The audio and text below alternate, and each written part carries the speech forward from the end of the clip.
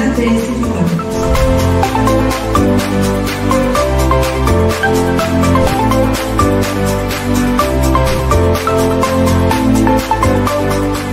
Puis de modérer ce panel dédié aux atouts et limites, en général aux défis de l'externalisation des SI.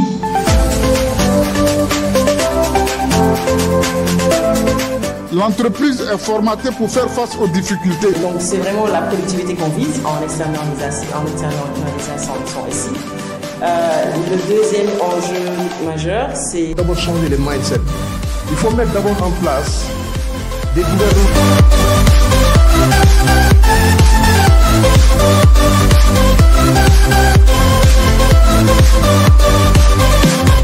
Qu'on nous voit toujours un technicien, etc., peut être un frein au budget. Ce qu'il faut, c'est qu'il faut être un fournisseur de services dans votre entreprise.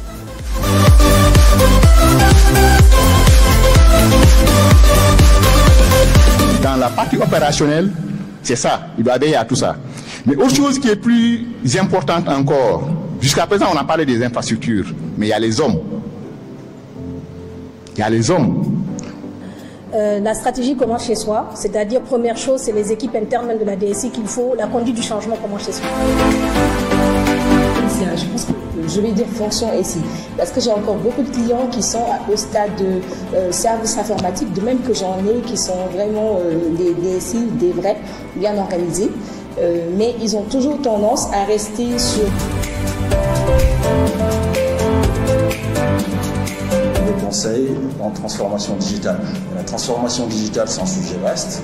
Nous, notre cœur de métier, notre ADN, c'est la RPA, Robotic Process Automation, l'automatisation des process. Donc, une fois qu'on a structuré ces données, une fois qu'on a géré ces données opérationnelles, stratégiques, etc. Le DSI dont on parle dans cette thématique-là, c'est forcément un DSI qui est dans la stratégie.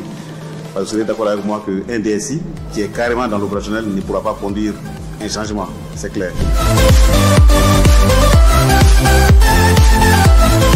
Je pense que Mbengue a insisté sur un mot, c'est qu'est-ce que le changement, parce qu'on parle de conduite du changement, du DSI conduite du changement.